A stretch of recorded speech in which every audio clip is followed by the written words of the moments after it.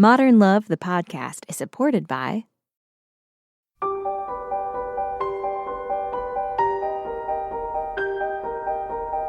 From the New York Times and WBUR Boston, this is Modern Love. Stories of love, loss, and redemption. I'm your host, Meghna Chakrabarty.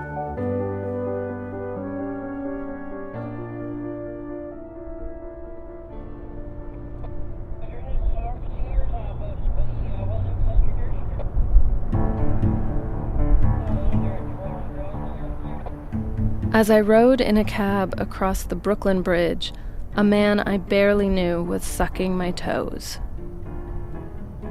The lights of the bridge streaked overhead, and Manhattan was a jeweled kingdom shrinking behind us in the darkness of the rearview mirror. Sprawled in an awkward position, I felt weirdly detached from my foot. That's Greta Gerwig, director of Lady Bird. She's reading Julia Ann Miller's essay about sharing an unusual cab ride. It's curious to watch someone engaged in an act of erotic passion and feel nothing. Well, not exactly nothing. I felt a faint thrill. Not of physical arousal, but a stirring of my spirit of adventure. A blur of lights dotted the East River.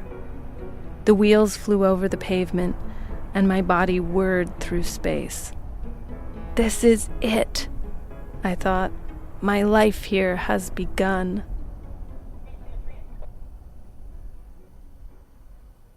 I had moved to New York in my late 30s in search of a more glamorous life. What had brought me to this juncture? Failure. A life shaped by safe choices.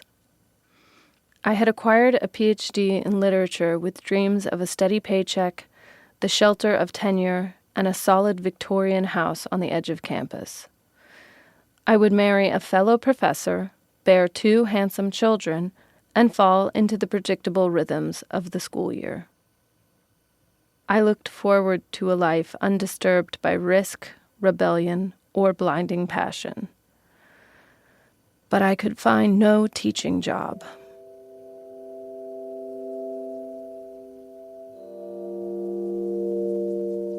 When I was 18, New York City was the one that got away.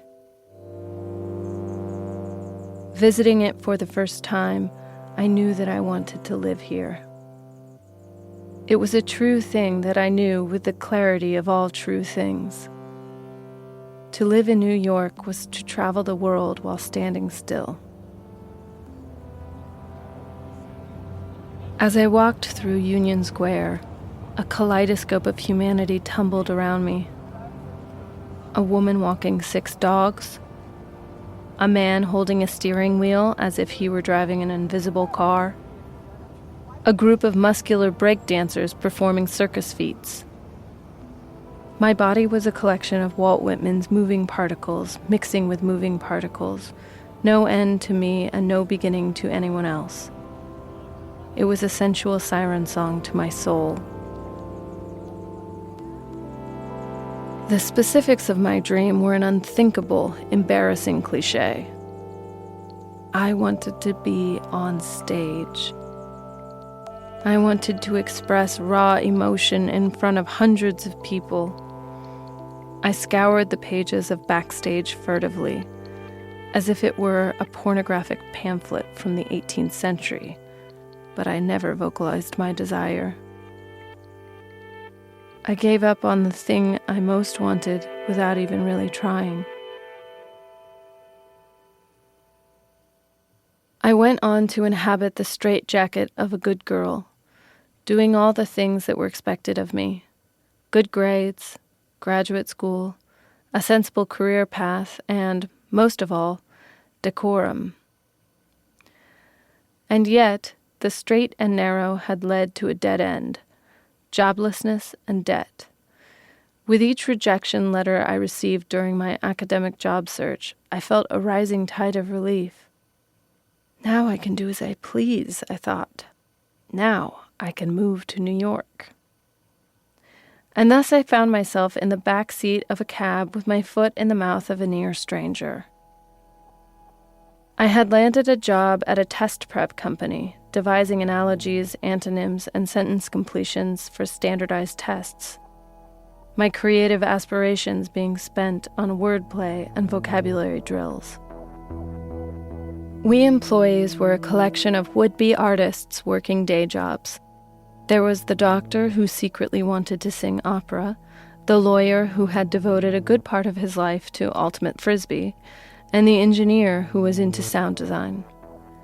It was an island of misfit toys, writers, actors, and musicians toiling at day jobs they didn't love to support their strange habits, deep desires, and unlikely professions.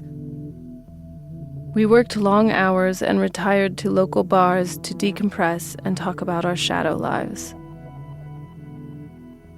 On one such night, I agreed to share a cab home with a drunken coworker 10 years my junior.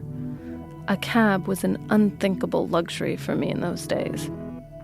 I was making $32,000 a year, living on credit cards and renting an apartment with 4 roommates where I slept in a walk-in closet that fit only a single bed and a lamp.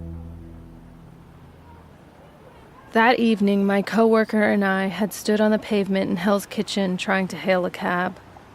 I had no game in hailing taxis, even sober as I was, but my coworker finally managed to snag one. As we sailed through the city streets making small talk, I complained about my sore feet, and he offered to give me a foot massage. I hardly knew this guy. He worked in a whole different area, but feeling weary and curious, I thought, why not? I removed my Vibram sole sandals and offered up my feet. As he massaged like a pro, he said, "So I'm getting married in a few weeks."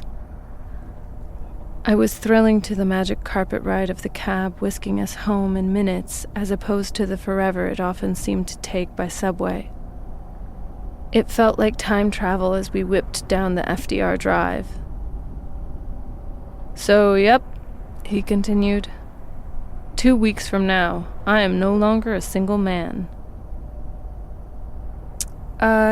Congratulations," I said, even though in those days I saw marriage as a form of being buried alive.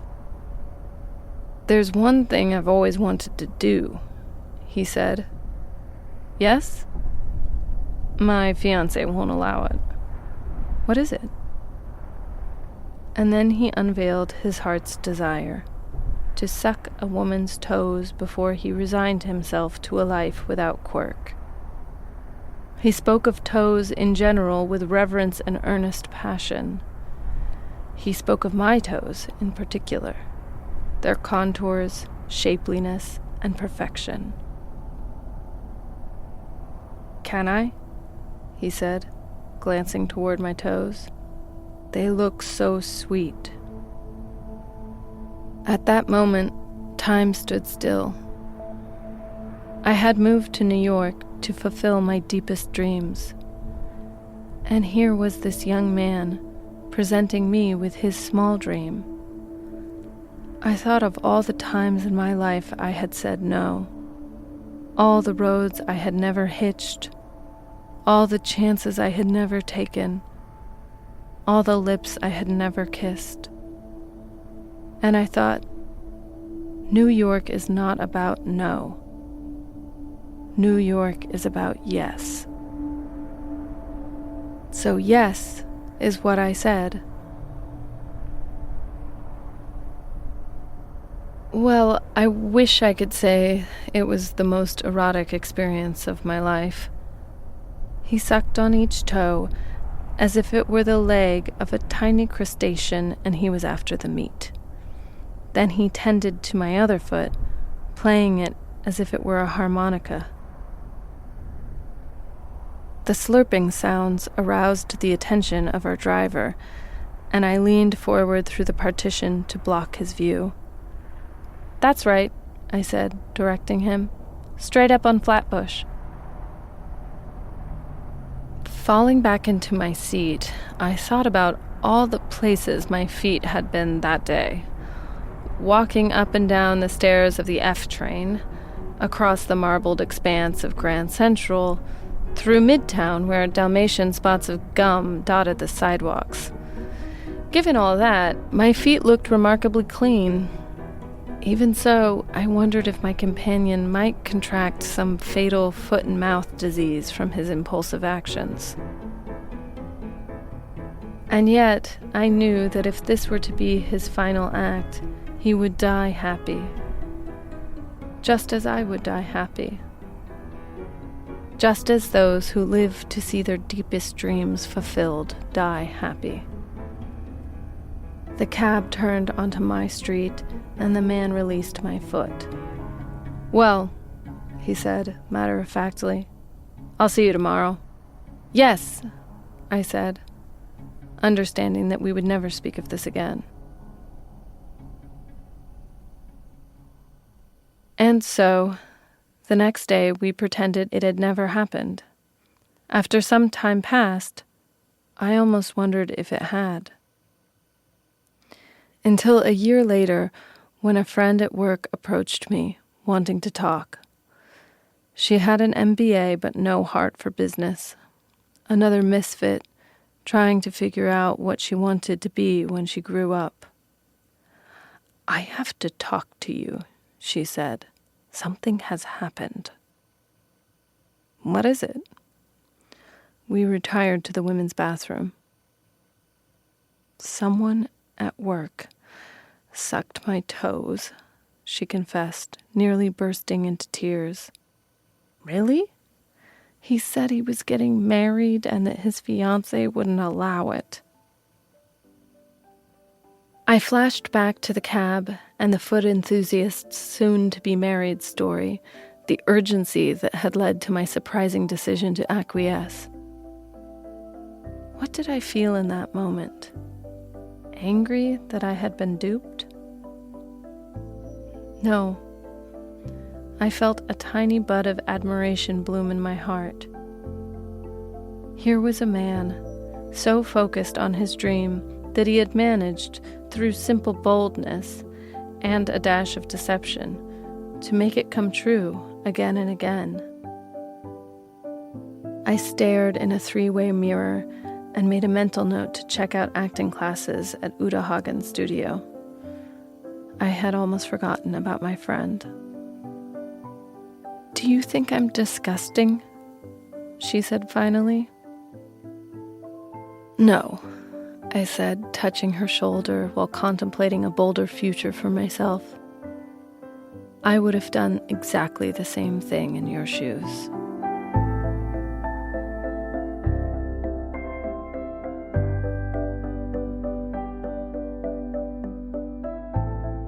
Greta Gerwig, reading Julia Ann Miller's essay, Sharing a Cab and My Toes. Greta says that for her, like Julia, New York is a place of possibility and adventure.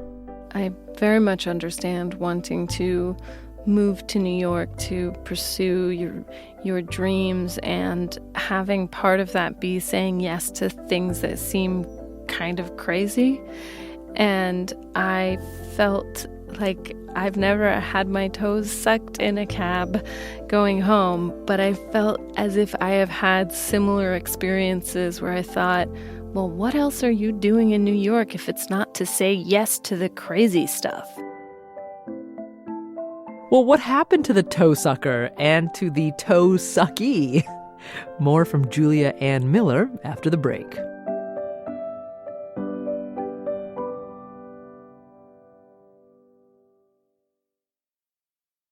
Julia Ann Miller doesn't know where the man she calls a foot enthusiast is now. After the incident in the cab, she saw him in passing several times, but they never talked about it. Eventually, he disappeared into the anonymity of the city. But she did confess the whole story to her colleague who had the same experience. She says they laughed about it. We were wondering how he had been so successful in getting such different women as the two of us to consent, and we did consent, to this request, and it was a request. And we decided it was the element of surprise, his utter focus on what he desired, and the fact that we both had long days and had very tired feet. When Julia looks back on that cab ride today, nearly 20 years after it happened, she's amused by the whole thing.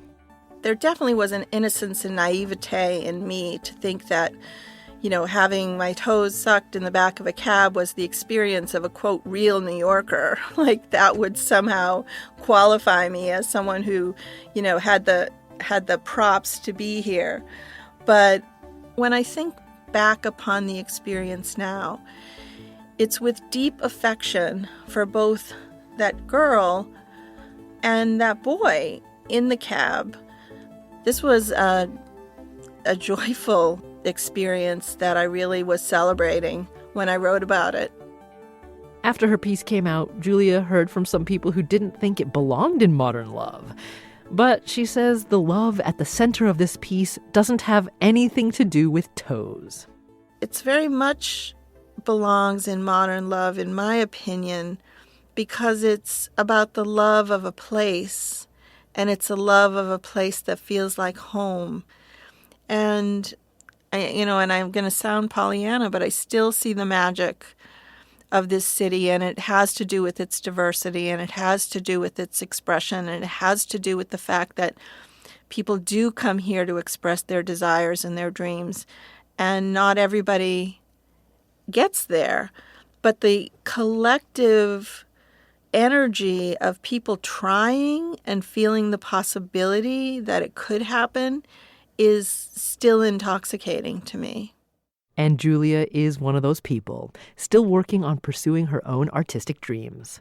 I've continued to express myself, and then I get bogged down by my jobs, and I think it's over for me as an artist. And then something like this happens, and I get invited to talk about my work, and someone as amazing as Greta Gerwig is going to read it. And then I remember that life is still full of possibilities, and that New York still has possibilities to offer me, and that I am going to persevere in that pursuit of my dreams. Even though I need to pay my rent, just like every other New Yorker, I'm not closing up shop. I'm not done yet.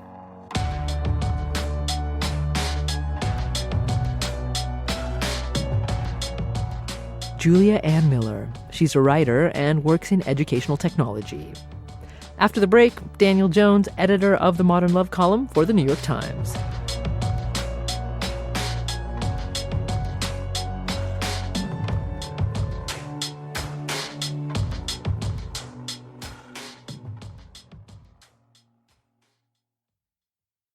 Dan Jones says that he admired how open Julia was to her coworkers' desire. It's a playful piece, but instead of being freaked out and criticizing it and shaming it, which is not what we normally do with, anyone expressing a desire that isn't conventional, she sort of celebrates it and thinks, good for him. He knows what he wants. He goes after it. And for me, I'm sitting there in my sterile office, like as all these sort of unusual stories pour in. And I feel often about it the same way that Julia does, like, good for them. Like they figured out what they wanted, they went for it. And it would be nice to have, a world without shame. And I think that's how she feels about it too.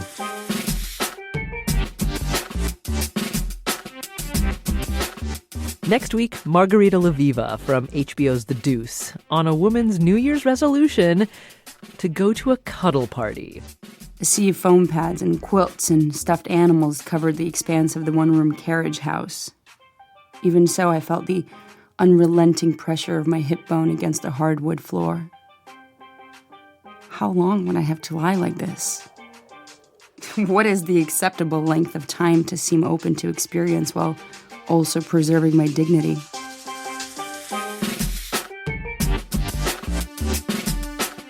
Modern Love is a production of the New York Times and WBUR, Boston's NPR station. It's produced, directed, and edited by Jessica Alpert, John Perotti, Anne-Marie Sievertson, and Caitlin O'Keefe. The idea for the Modern Love podcast was conceived by Lisa Tobin. Iris Adler is our executive producer. Daniel Jones is the editor of Modern Love for the New York Times and advisor to the show. Music for the podcast, courtesy of APM. I'm Meghna Chakrabarti. See you next week.